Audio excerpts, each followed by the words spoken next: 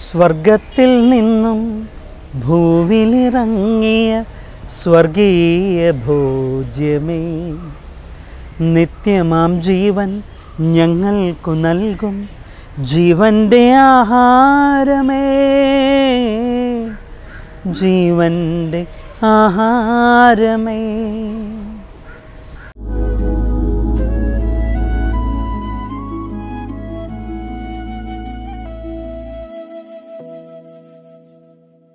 ആകാശത്തിലൂടെ പറക്കുന്ന വിമാനം കണ്ടിട്ട് 5 വയസ്സുകാരൻ കുഞ്ഞ് അപ്പനോട് ചോദിച്ചു, അപ്പ ഈ ആകാശത്തൂടെ പറക്കുന്ന സാധനം എന്താണ്? അപ്പനൊന്ന് പുഞ്ചിരിച്ചിട്ട് പറഞ്ഞു, മോനെ, അത് വിമാനമാണ്. മനുഷ്യർക്ക് എളുപ്പത്തിൽ യാത്ര ചെയ്യാവുന്ന ഒരു വാഹനമാണ്. അവൻ്റെ സംശയം തീർന്നില്ല. അവൻ വീണ്ടും അപ്പനോട് ചോദിച്ചു, അപ്പ ഈ ആകാശത്തിലൂടെ പോകുന്ന വിമാനത്തിലേക്ക് എങ്ങനെയാണ് മനുഷ്യർ അതിലേക്ക് കയറുക? അപ്പോൾ അപ്പൻ അവനോട് പറയുന്നുണ്ട്, മോനെ, മനുഷ്യനെ വിമാനത്തിലേക്ക് കയറ്റാൻ വേണ്ടി വിമാനം താഴേക്ക് ഇറങ്ങി വരും. യേശുമിശിഹായിൽ ഏറ്റവും സ്നേഹമുള്ള സഹോദരി സഹോദരങ്ങളെ, മണ്ണിനലയുന്ന മനുഷ്യനെ വിണ്ണിലേക്ക് ഉയർത്താൻ വേണ്ടി ദൈവം തന്നെ മണ്ണിലേക്ക് ഇറങ്ങിയതിൻ്റെ ഓർമ്മയാണ് ക്രിസ്മസ്. വരാൻ പോകുന്ന ക്രിസ്മസിൻ്റെയും പുതുവത്സരത്തിൻ്റെയും മംഗളങ്ങൾ ഏറ്റവും സ്നേഹപൂർവ്വം നിങ്ങൾക്കെല്ലാവർക്കും നേരുകയാണ്. ഈശോ ജനിക്കണം എന്ന് പറയുന്ന ഒരു സമയമാണല്ലോ ക്രിസ്മസ്. നമ്മളെല്ലാവരും ക്രിസ്മസിന് വേണ്ടി കാത്തിരിക്കുകയാണ്, ഏറ്റവും സന്തോഷത്തോടു കൂടി കാത്തിരിക്കുകയാണ്. ഈശോ ജനിക്കണമെന്ന് നമ്മളൊക്കെ പറയുമ്പോഴും ഈശോ ജനിക്കേണ്ടായിരുന്നു എന്നാഗ്രഹിക്കുന്ന ചിലരെയെങ്കിലും നമ്മൾ വചനത്തിൽ കണ്ടുമുട്ടുന്നുണ്ട്. മത്തായി സുവിശേഷം 2-ാം അധ്യായം 3-ാം വാക്യത്തിൽ ആണ് നമ്മളത് കണ്ടുമുട്ടുക. അവിടെ വചനം ഇപ്രകാരമാണ് പറയുന്നത്, ഇത് കേട്ട് ഹെറോദോസ് അസ്വസ്ഥനായി അവനോടൊപ്പം ജെറുസലേം മുഴുവൻ പരിശുദ്ധ അമ്മയും യൗസേ പിതാവും ആട്ടിടയന്മാരുമൊക്കെ ക്രിസ്മസ് ആഘോഷിക്കുന്ന തിരക്കിലാണ്, സന്തോഷത്തിലാണ്. പക്ഷേ ഈ സന്തോഷത്തിമർപ്പിനിടയിലും ഈശോ ജനിക്കേണ്ടായിരുന്നു എന്ന് ആഗ്രഹിക്കുന്ന ഒരു രാജാവും ആ രാജ്യത്തിലെ കുറച്ച് ആളുകളും തെറ്റായ വഴികളിൽ നിന്നും മാറണമെന്നുള്ള ഈശോയുടെ ആഹ്വാനത്തെ ധിക്കരിക്കുന്ന ചിലരെങ്കിലും ഇന്നത്തെ കാലഘട്ടത്തിലും നമുക്ക് കണ്ടുമുട്ടാൻ പറ്റുന്നുണ്ട്. നമ്മുടേതായ കുറവുകൾ തിരിച്ചറിയാനായിട്ട് സാധിക്കാതെ വീണ്ടും വീണ്ടും പാപാവസ്ഥയിലൂടെ കടന്നു പോകുന്ന എത്രയോ വ്യക്തികൾ നമുക്ക് കണ്ടുമുട്ടാൻ പറ്റും. ഇവിടെയാണ് നോമ്പിൻ്റെ പ്രസക്തി. വായിച്ചു കേട്ട ഒരു കഥ എന്നെ ഏറെ ആകർഷിച്ചതാണ്. 4 സുഹൃത്തുക്കൾ തമ്മിലുള്ള പരസ്പര സംസാരമാണ്. അതിലാദ്യത്തെ സുഹൃത്ത് പറയുന്നുണ്ട്, ഞാൻ മദ്യം ഉപേക്ഷിക്കുകയാണ്.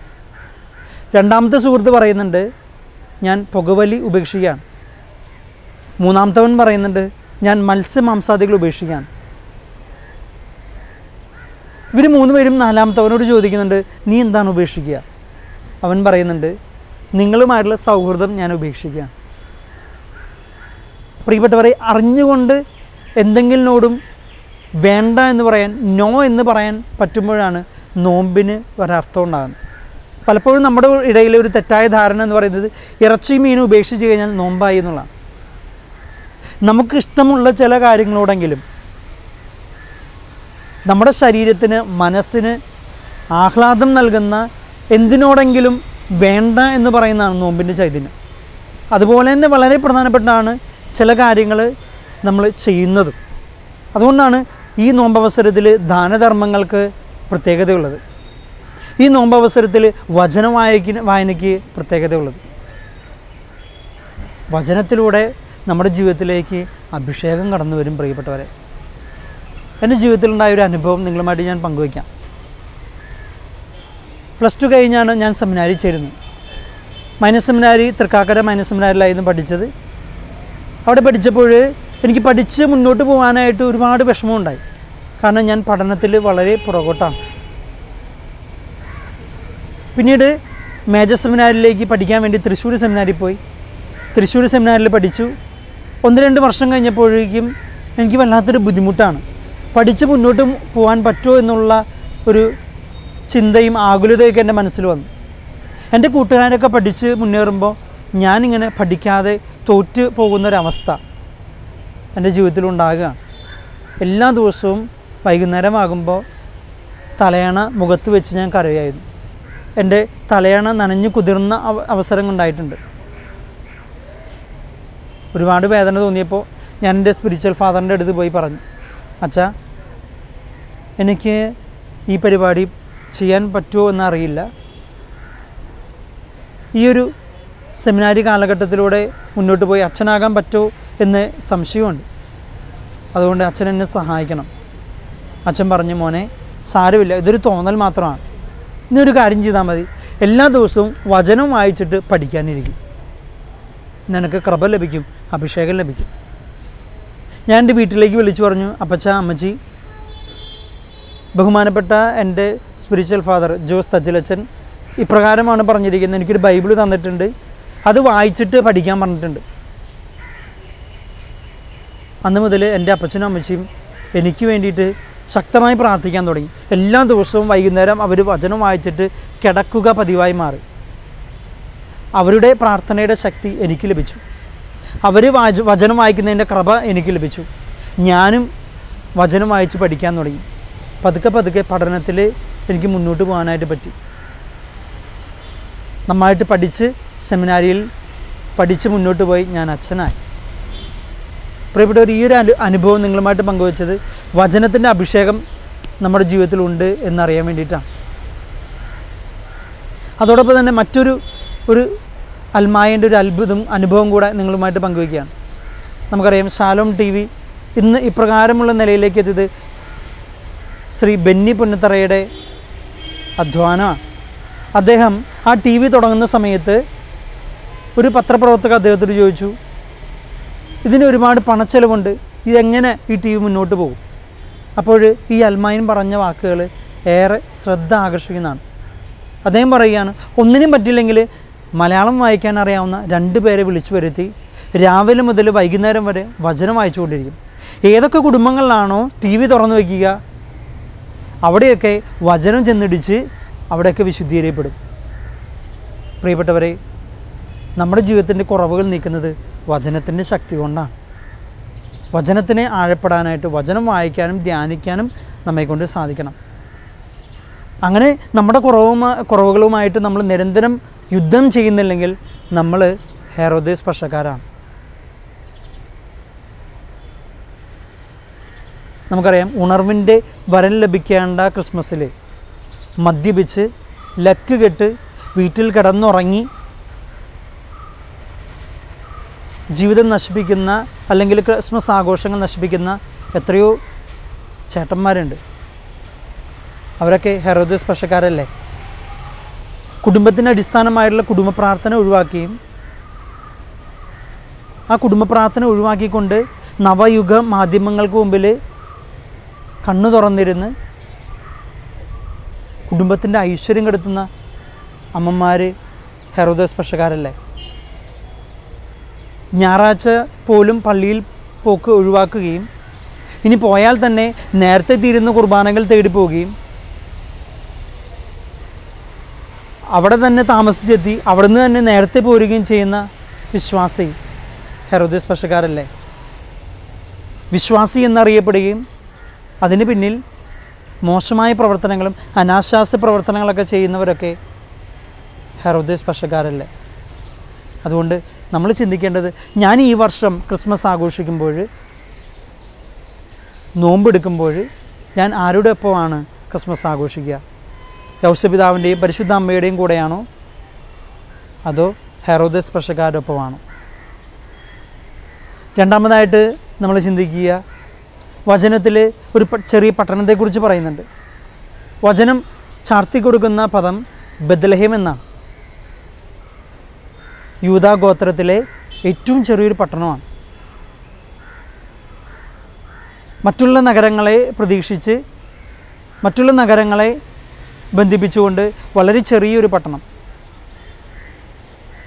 പക്ഷേ നമുക്കറിയാം അവിടെ എന്താ സംഭവിക്കുന്നത്.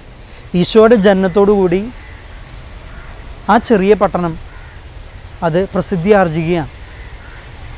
ഈശോ ജനിച്ചതോടുകൂടി രാജ്യത്തെങ്ങാനും രാജ്യമെമ്പാടും ലോകമെമ്പാടും അറിയപ്പെടുന്ന ഒരു തീർത്ഥാടന കേന്ദ്രമായിട്ട് അത് മാറുകയാണ്. നമ്മുടെ ജീവിതങ്ങളിൽ അത്ഭുതങ്ങൾ സംഭവിക്കാത്തതിൻ്റെ പ്രധാനപ്പെട്ട കാര്യം ഈശോ നമ്മുടെ ജീവിതത്തിൽ ഇല്ലാത്തതാണ്. യഹൂദരെ സംബന്ധിച്ച് ശാപത്തിൻ്റെ അടയാളമാണ് കുരിശ്. പക്ഷേ എന്നാണോ കുരിശ് ഈശോയെ ചുമന്നത് അന്ന് മുതൽ കുരിശിന് മഹത്വം വരികയാണ്. വെറും ഒരു മരത്തിന് വില കൈവരികയാണെന്ന് സാരം. വെറും ഒരു മരം അതിന് മഹത്വം കൈവരുന്നു. പ്രിയപ്പെട്ടവരെ, പെസഹക്കാലത്ത് നമ്മൾ ചിന്തിക്കുന്ന ഒരു മൃഗമാണ് കഴുത. യഹൂദരെ സംബന്ധിച്ച് വീട്ടുവളപ്പിൽ നിന്ന് അകലെയായിട്ട് കെട്ടപ്പെട്ട ഒരു മൃഗമാണ്, നികൃഷ്ടമായൊരു ജീവിയാണ്. പക്ഷേ എന്നാണോ ആ കഴുത ഈശോയെ ചുമന്നത് അന്ന് മുതൽ ആ കഴുതയ്ക്ക് വില വരികയാണ്, മഹത്വം കൈവരികയാണ്. പ്രിയപ്പെട്ടവരെ, ക്രിസ്തുവിനെ വഹിക്കുന്നവരായിട്ട് നമ്മൾ മാറട്ടെ. ഈ ക്രിസ്മസ് കാലഘട്ടത്തിൽ പരിശുദ്ധ അമ്മയോടും യൗസപിതാവിനോടും ഒപ്പം ക്രിസ്മസ് ആഘോഷിക്കാനും എൻ്റെ കുറവുകളെ പരിഹരിച്ച് ക്രിസ്തുവിനെ വഹിച്ചുകൊണ്ട് നമുക്ക് നമ്മുടെ ജീവിതത്തിലൂടെ യാത്രയാകാം.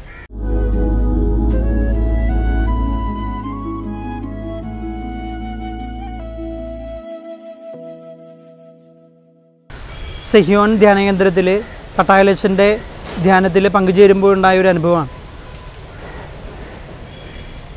ഒരു ഡോക്ടർ വന്നിട്ട് സാക്ഷ്യപ്പെടുത്തുകയാണ്. അതായത് ഈ ഡോക്ടറിൻ്റെ മകൾ വീട്ടിൽ തളർന്നു കിടക്കുകയാണ്. ഈ ഡോക്ടർ പറയുകയാണ്, ഞാനൊരു ഡോക്ടറാണെന്ന നിലയിൽ എൻ്റെ കൊച്ചിന് കൊടുക്കേണ്ടതായ എല്ലാ ചികിത്സയും ഞാൻ കൊടുത്താണ്, പക്ഷെ ഒരു രക്ഷയുണ്ടായില്ല. പിന്നെ എപ്പോഴോ ടി വിയിൽ അഭിഷേകാഗ്നി എന്നുള്ള പരിപാടി കണ്ടപ്പോൾ അതിൽ ബഹുമാനപ്പെട്ട പട്ടായലച്ചൻ വചനത്തിൻ്റെ ശക്തിയെക്കുറിച്ച് ആഴമായിട്ട് വചനം പറഞ്ഞുകൊണ്ടിരിക്കുകയാണ്.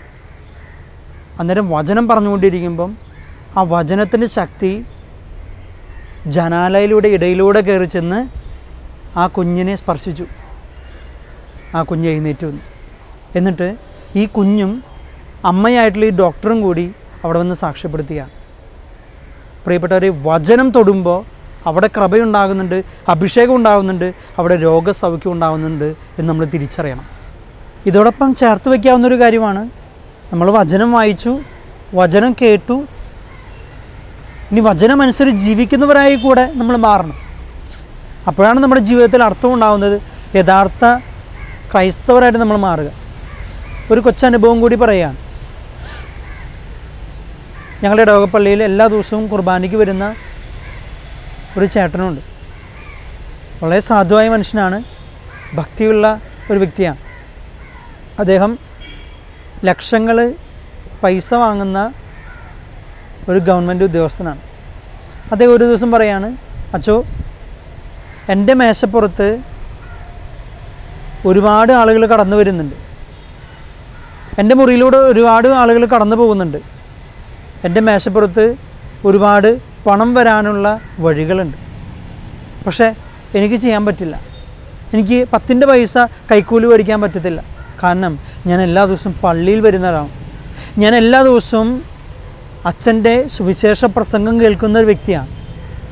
ആ വചനം കേട്ടിട്ട് എനിക്ക് എങ്ങനെയാണ് ആ വചനത്തിന് അനുസൃതമല്ലാത്തൊരു ജീവിതം നയിക്കാനായിട്ട് സാധിക്കുക? അതുകൊണ്ട് ഒരിക്കലും തെറ്റായ കാര്യങ്ങളിലേക്ക് ഞാൻ പോകില്ല. പ്രിയപ്പെട്ടവരെ, ഈ ഒരു മനുഷ്യൻ വചനം കേൾക്കുക മാത്രമല്ല, വചനം വായിക്കുക മാത്രമല്ല, ആ വചനം അനുസരിച്ച് ജീവിക്കുന്ന വ്യക്തി കൂടിയാണ്. അങ്ങനെ ജീവിക്കുമ്പോൾ നമ്മൾ യഥാർത്ഥത്തിൽ ഈശോയെ ഹൃദയത്തിൽ പ്രതിഷ്ഠിക്കുന്ന ഒരു വ്യക്തിയായിട്ട് നമ്മൾ മാറുകയാണ്.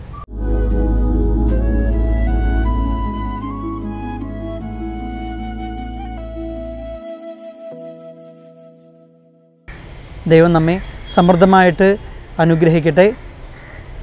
MTN ചാനലിൻ്റെ മാന്യ പ്രേക്ഷകർക്ക് എല്ലാവർക്കും വരാൻ പോകുന്ന ക്രിസ്മസിൻ്റെയും പുതുവത്സരത്തിൻ്റെയും നന്മകൾ ഏറ്റവും സ്നേഹത്തോടു കൂടി നേർന്നുകൊള്ളുന്നു. ആമേൻ.